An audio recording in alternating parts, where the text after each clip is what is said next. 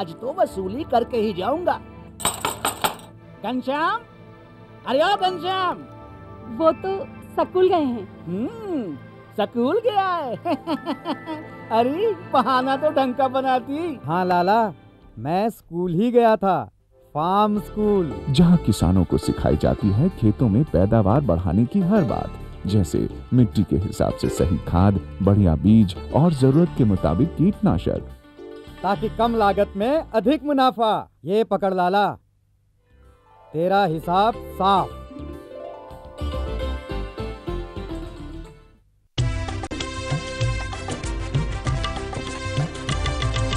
सहकारिता के बल पर विकास के लिए उठे कदम, जन सहकार की ताकत लेकर आगे बढ़ते जाएं हम। जन जन ने इस क्रांति में है विश्वास जगाया, हम सब ने मिलकर विकास का परचम है फहराया।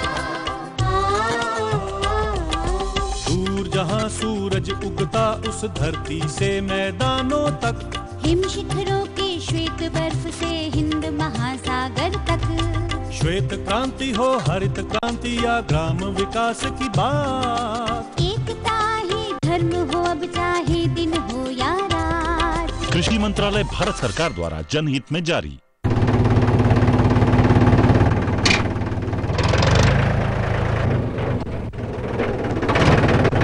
अरे हरकू वाह, बीज, कीटनाशक और आज खाद भी। अरे इतना खर्चा कहाँ से? अरे खर्च की चिंता किसे है, मेरे पास है ये किसान क्रेडिट कार्ड। कार्ड? अरे बैंकों द्वारा जारी इस कार्ड से किसान उसकी सीमा तक की रकम कभी भी बैंक से निकलवा सकता है और खेती बाड़ी की सामग्री कभी भी खरीद सकता है। तो हरकू भैया एक कार्ड मेरे लिए भी। किसान क्रेडिट कार्ड के लिए नजदीकी बैंक से संपर्क करें और पाएं ढेर सारे लाभ।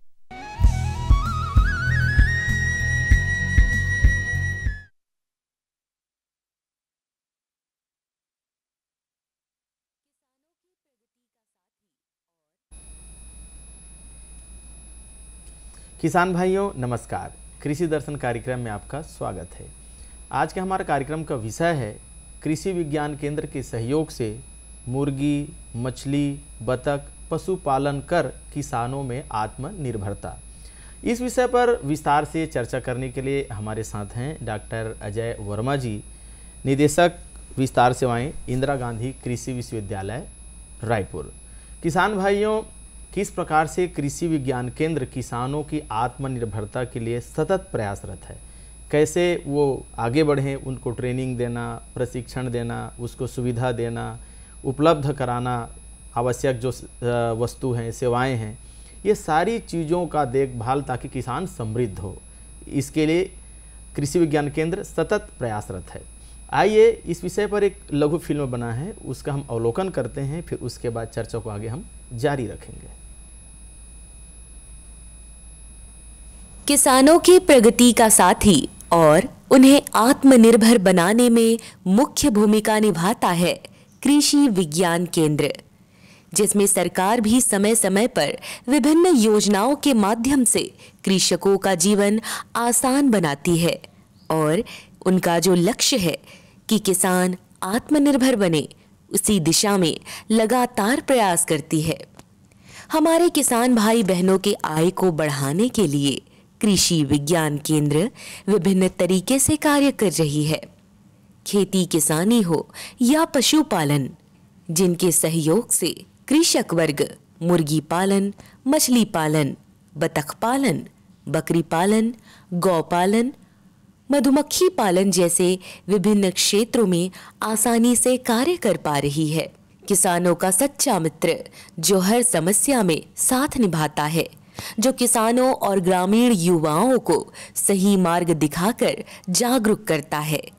कृषि विज्ञान केंद्र जो महिलाओं के लिए, इच्छुक किसानों, बेरोजगारों और किसानों को मुर्गी पालन, बतख, बकरी, गौ, भैंस, मधुमक्खी पालन जैसे विभिन्न पशुपालन और कृषि संबंधित व्यवसाय में प्रशिक्षण देता है और कृषि संबंधी व्यवसाय को आगे बढ़ाने का प्रशिक्षण देता है, उन्हें सशक्त बनाता है। जब बात आती है खेतों की, तब कृषि विज्ञान केंद्र के जरिए किसान उत्कृष्ट बीज का चयन, खेती करने के बेहतर तरीके, छोटी बड़ी महत्वपूर्ण चीज सीख सकते हैं। किसान मेला हो या प्रक्षेत्र का भ्रमण, सेमिनार, कृषि प्रदर्शनी, साहित्य प्रबंधन, मोबाइल से वॉइस मैसेज इत्यादि से कृषकों की कार्यक्षमता और कौशल को बढ़ाने का काम करता है कृषि विज्ञान केंद्र। कृषि विज्ञान केंद्र में अनुसंधान में बड़ी मेहनत और शोध से प्राप्त ज्ञान को कृषकों को पहुंचाकर आज उन्हें जागरूक और आत्मनिर्भर किसान बनाने में महत्वपूर्ण भूमिका निभा रहा है कृषि विज्ञान केंद्र। कृषि जगत में तल्लीन किसान बहुत मेहनत करता है, तब जाकर अपनी मेहनत से सींचे हुए अन्न को वो लोगों तक पहुंचा पाता है। संपूर्ण क्षेत्र में इतनी मेहनत करने के बाद जब उन्हें उन्नत तकनीक और वैज्ञानिकता के आधार पर कृषि प्रणाली की जानकारी मिलती है, तब कृषकों के उत्पादन में वृद्धि होती है और इसी वृद्धि को बढ़ाने का कार्य करता है केवीके। इस तरह से किसानों को पशुपालन के क्षेत्र में आगे बढ़ाकर उन्हें जागरूक कर रही है। जागरूकता, बाजार में कृषकों की दखल, उन्नत नस्ल चयन, प्रशिक्षण, उत्पादन में कृषि विज्ञान केंद्र लगातार किसानों का मार्गदर्शन कर रही है, जिससे सही मायने में कृषक बन रहे हैं आत्मनिर्भर।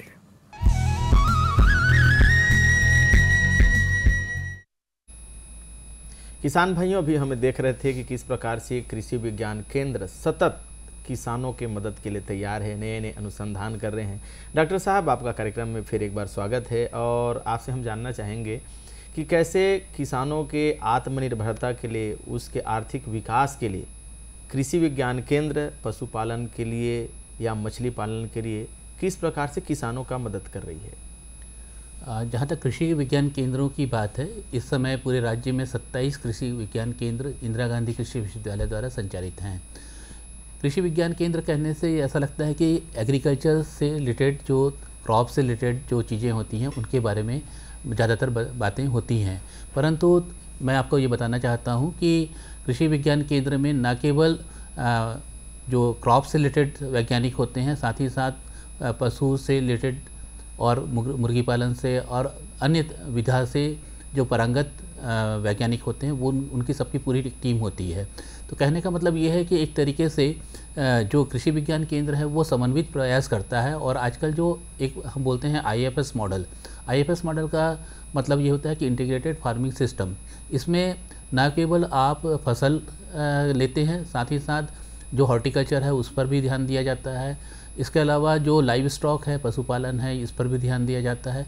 यदि मैं बात करूं, फ़ायदे की बात करूं, तो यदि मान लो हम 1 रुपये कमाते हैं फसल से, तो यदि उसी कार्य को यदि हॉर्टिकल्चर पर जाया जाए तो वो 3 रुपये आप उससे कमा सकते हैं, उतने ही एरिया से जी। और यदि मान लो हम पशुपालन में जाते हैं तो 9 रुपये कमा सकते हैं, यानी कि काफ़ी बड़ा स्कोप है खासकर पशुपालन में।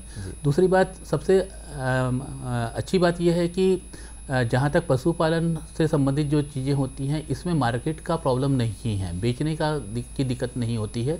यही कारण है कि जो हमारे जो कृषि विज्ञान केंद्र हैं, न केवल फसलों के बारे में किसानों को आत्मनिर्भर बना रहे हैं, साथ ही साथ जो उनकी रिक्वायरमेंट है, लाइव स्टॉक की जो रिक्वायरमेंट है, उन सब पर भी हमारा ध्यान केंद्रित है जी। अब यदि बात करें कि मतलब अलग अलग कृषि विज्ञान केंद्रों में अलग अलग तरीके से मतलब हम लोगों ने काम किया है और इसके डिमॉन्स्ट्रेशन के जो मॉडल्स हैं वो भी उपलब्ध हैं।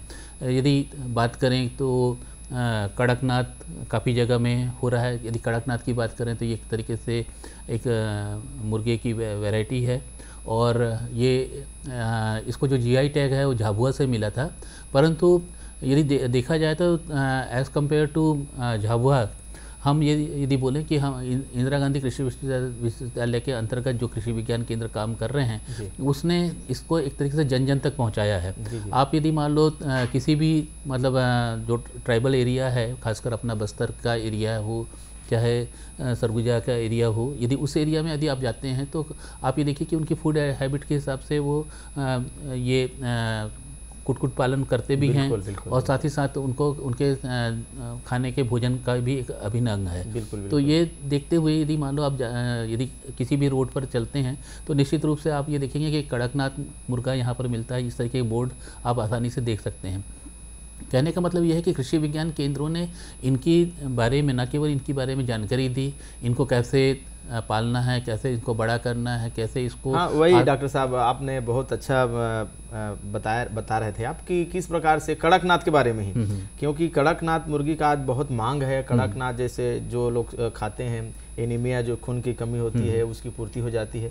तो आप लोग किस प्रकार से उसको ट्रेनिंग देते हैं, किस प्रकार से उसको चूजा उपलब्ध कराते हैं, किसान कहाँ जाए आप लोग, तो इसके बारे में भी आप बताइए। सबसे पहली बात यह है कि जो कड़कनाथ मुर्गी है उसके जो चूजे हैं वो आसानी से मिलते नहीं हैं। सबसे एक तो जो लेइंग होता है वो नेचुरल जो कड़कनाथ वैरायटी है वो के जो मुर्गे हैं वो उसको करते नहीं हैं। तो एक तरीके से इसके लिए हम लोगों ने एक हैचरी का निर्माण किया है, जिसमें कि उन अंडों को रख करके उनमें आर्टिफिशियल तरीके से उनका टेम्परेचर, ह्यूमिडिटी, इन सब चीज़ों को मेंटेन करते हैं और इसके साथ ही साथ इन चूज़ों का उत्पादन करते हैं। और ये न केवल छत्तीसगढ़ में, इसके अलावा अन्य राज्यों में, झारखंड में, बिहार में, यूपी में, ऐसे बहुत सारे राज्यों में हम इंदिरा गांधी कृषि विश्वविद्यालय के माध्यम से जो और दूसरे एंटरप्रेन्योर्स हैं वो इस कड़कनाथ चूजे का निर्माण करके यहाँ तक कि उनको बड़ा करके अन्य राज्यों में भी भेज रहे हैं। बड़ी बात है डॉक्टर साहब। बिल्कुल, ये एक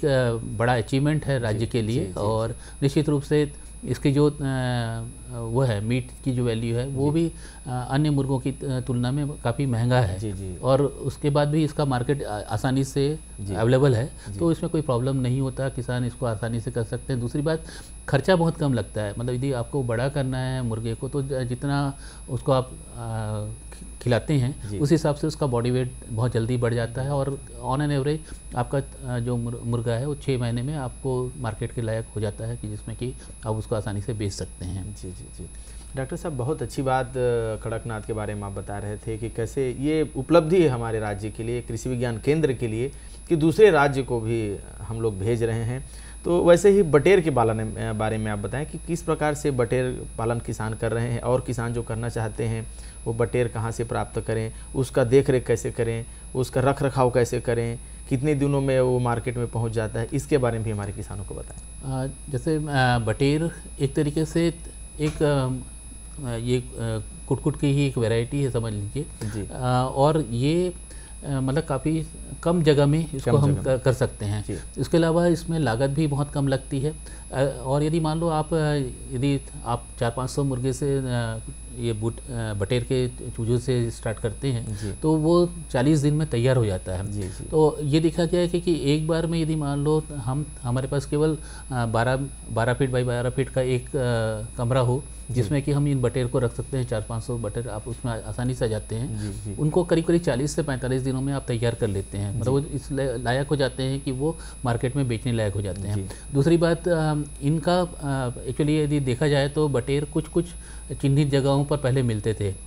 कृषि विज्ञान केंद्रों के द्वारा काम करने से ये फ़ायदा हुआ कि अब ये बटेर का जो पालन है न केवल सिमगा के आसपास का जो एरिया है, इसके अलावा महासमुंद हुआ, दुर्ग हुआ, बिलासपुर हुआ, इसके अलावा अंबिकापुर, इस तरीके से करीब सभी जगह बटेर का पालन किया जा रहा है। और बटेर के पालन से निश्चित रूप से किसानों की आर्थिक स्थिति सुधर रही है, आत्मनिर्भर बनने की दिशा में वो काम कर रहे हैं। और दूसरी बात, जो उनके न्यूट्रिएंट्स रिक्वायरमेंट्स है, एक तरीके से हम ये बोलते हैं कि जो न्यूट्रिएंट्स के जो रिक्वायरमेंट्स है वो पूरी होनी चाहिए, वो भी इन सब चीज़ों से हो रहा है। तो न केवल ये एक तरीके से पोषण की जो कमी होती है या पोषण में जो कमियां आती हैं उनको दूर करने के लिए एक अच्छा कारगर साबित हो रहा है। साथ ही साथ जो एक तरीके से व्यवसाय के रूप में भी किसानों तक ये पहुंच रहा है और उनकी आर्थिक स्थिति निश्चित रूप से स्वावलंबन की दिशा में हम आगे बढ़ रहे हैं। जी। बहुत बड़ी बात डॉक्टर साहब आप बता रहे थे, भी हमारे किसानों को आप प्रेरित कर रहे हैं, आप तो ट्रेनिंग भी देते हैं कृषि विज्ञान केंद्र के माध्यम से। अभी मछली पालन में एक नई विधि हम सुन रहे हैं जो किसान उसका ज़्यादा लाभ उठा रहे हैं। तो किस प्रकार से कृषि विज्ञान केंद्र मछली पालन के लिए कौन कौन सा विधि, जैसे बायोफ्लॉक हम लोग सुनते हैं, इसके बारे में भी आप हमारे किसान भाइयों को बताइए। जहाँ तक बायोफ्लॉक का मैंने अभी जैसे बटेर के लिए बताया था, बायोफ्लॉक भी क्या है, एक तरीके से बहुत कम स्पेस पर आप बहुत अच्छे तरीके से मछली का पालन कर सकते हैं। इसके लिए कम स्पेस की ज़रूरत पड़ती है। इसमें भी क्या है, थोड़ा सा हाईटेक लोग बोलते हैं ज़रूर है कि टेम्परेचर मेंटेन होना चाहिए, पानी का में ऑक्सीजन की मात्रा इतनी होनी चाहिए। तो इस पर जैसा कि मैंने बताया कि कृषि विज्ञान केंद्र न केवल ट्रेनिंग ऑर्गेनाइज करता है, साथ ही साथ इसमें डेमोन्स्ट्रेशन भी हम लोग कंडक्ट करते हैं और फार्मर्स के फील्ड पर भी इसका डेमोन्स्ट्रेशन करते हैं। तो दो तरीके से हो सकता है कि किसान भाई यहाँ पर आकर के हमसे प्रशिक्षण लेकर के अपना ये व्यवसाय चालू कर सकें, या फिर वहाँ पर डेमोन्स्ट्रेशन जहाँ पर हम कंडक्ट कर रहे हैं वहाँ पर जा कर के इसके बारे में सीख सकें।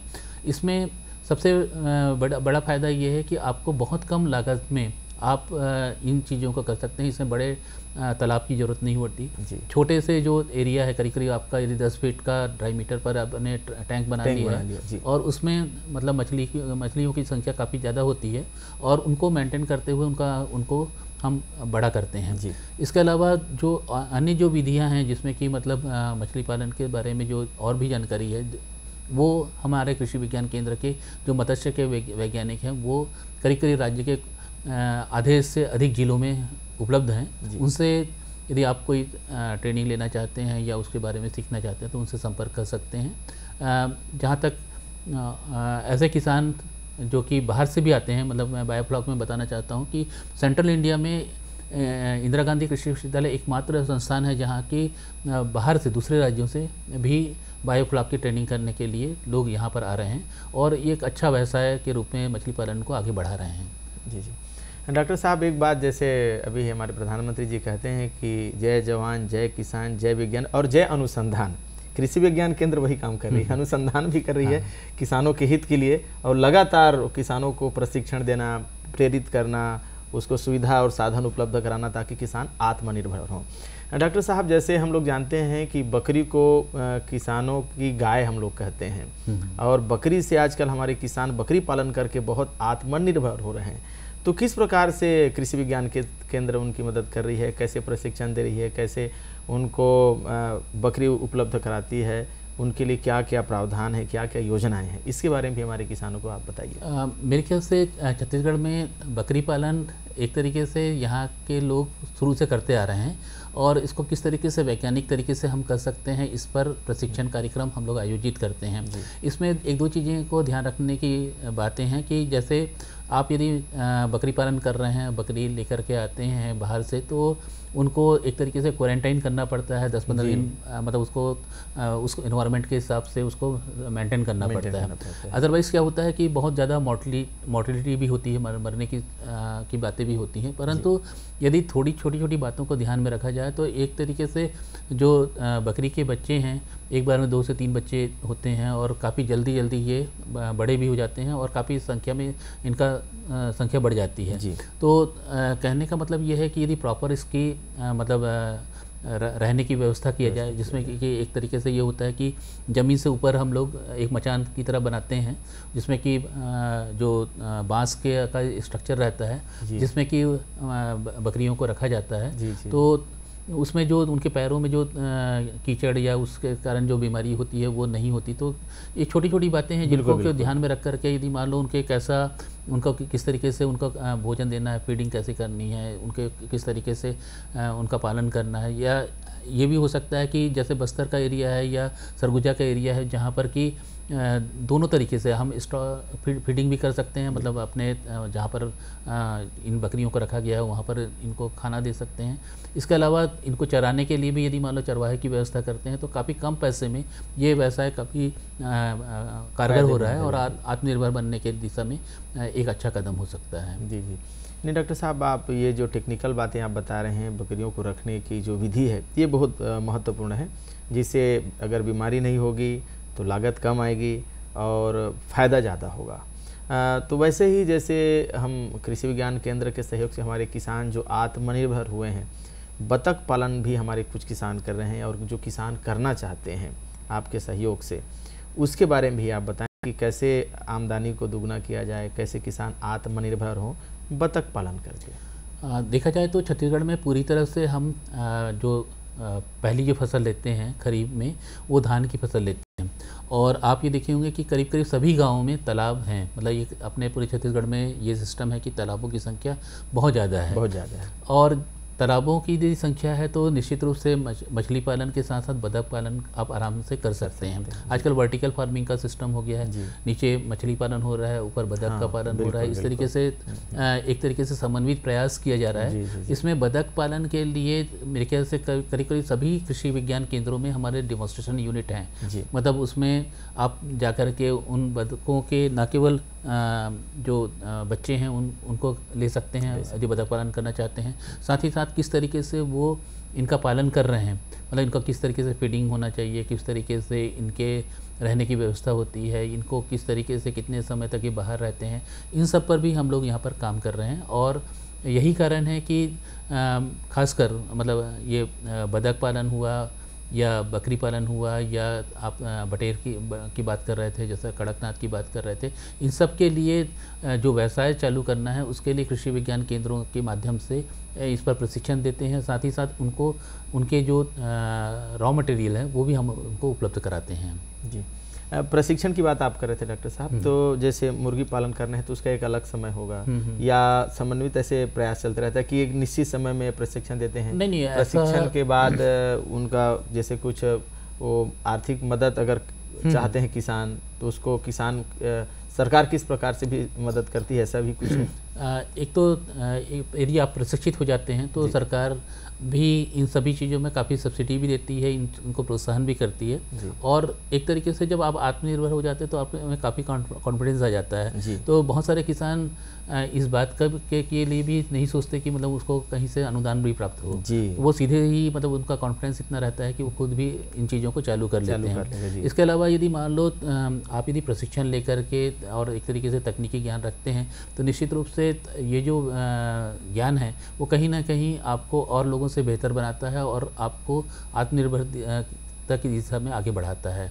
तो ये न केवल इस तरीके के प्रशिक्षण कार्यक्रम किसानों के भलाई के लिए, किसानों की आर्थिक स्थिति को सुधारने में कामयाब हो रहे हैं, साथ ही साथ जब ग्रामीण अर्थव्यवस्था सुधरती है तो निश्चित रूप से बाकी जितने भी मतलब सेक्टर हैं वो बहुत ही अच्छे से काम करते हैं। डॉक्टर साहब, आप तो पूरे छत्तीसगढ़ प्रदेश के जितने भी कृषि विश्वविद्यालय हैं, निदेशक विस्तार सेवाएं हैं, आप पूरे प्रदेश को आप देखते हैं। तो जैसे सरगुजा है तो सरगुजा के किसानों को आप ट्रेनिंग देते हैं, उधर उनकी व्यवस्था है, और जैसे बस्तर है तो बस्तर में देते हैं, और रायपुर में जो मैदानी क्षेत्र है मैदानी क्षेत्र में उनको आप देते हैं।